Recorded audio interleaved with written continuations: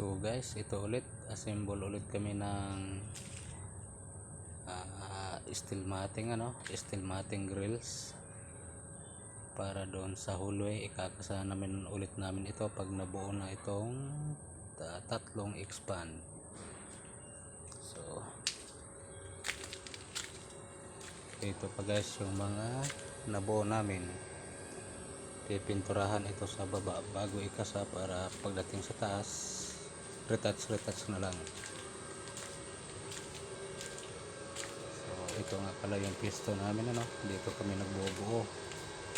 Yan, ito yung welding machine, dalawa ito, yung isa portable, saka ito pa, dalawa kasi kami welder. Thank you guys, salamat, at paki-share na rin, subscribe. Thank you.